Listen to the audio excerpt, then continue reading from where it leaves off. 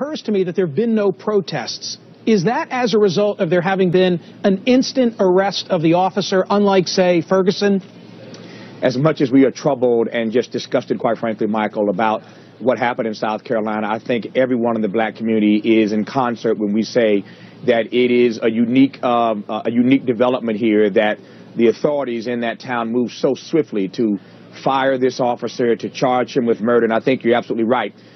We will see. I mean, being charged is not the same as being convicted.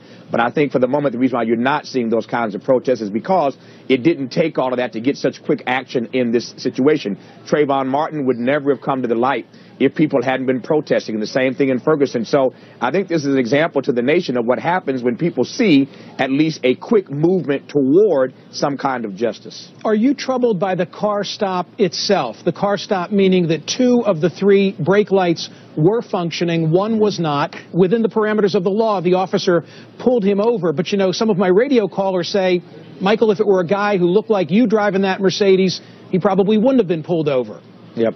I mean, I was brought to tears, Michael, when I first saw this videotape and heard this story, because I am 50 years of age right now, and I've been pulled over in my lifetime for a tail light that was out, and I wondered, and I think so many black men see these kinds of cases and wonder what might have happened to them had they been in that situation at the same time. Now, clearly, one cannot justify his getting out of the car and running away from the cop, but one can also not justify his being shot at in his back 8 times, and one cannot understand how, as he's face down on the ground, there's such a lack of respect for his humanity and for his dignity that after he's dead and not breathing, face down on the ground, you still feel the need to handcuff him. So the whole thing, beginning to end, is disturbing all the way around, to answer your question. Some people say to me, well, this is an example of the broken windows theory of policing. It's good police work because perhaps problems that begin with a tail light progress to no insurance or progress to a lack of state inspection, et cetera, et cetera. Others say, no, this is preying on minorities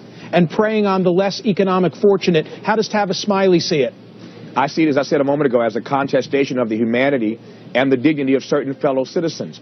If your starting point is that this life has less value, or this person ought not to be respected, or don't run away from me, I'm the law, as opposed to engaging in a foot chase. I mean, officers, we hope, are in good enough shape to run down suspects who try to get away from them. I mean, this brother wasn't Usain Bolt. He's not an Olympian. He wasn't running that fast. With an officer in good shape could not have tracked him down. But to stand there, and it's sort of lazy policing for me, Michael, to pull out your gun and shoot somebody 8 times rather than even attempt to go in a pursuit of him. So again, it's just sickening all the way around. But it begins and ends with me, with whether or not, as Americans in the most multicultural, multiracial, multi-ethnic nation ever, we will ever get to a point of not just respecting, but indeed reveling in the humanity of all fellow citizens. This week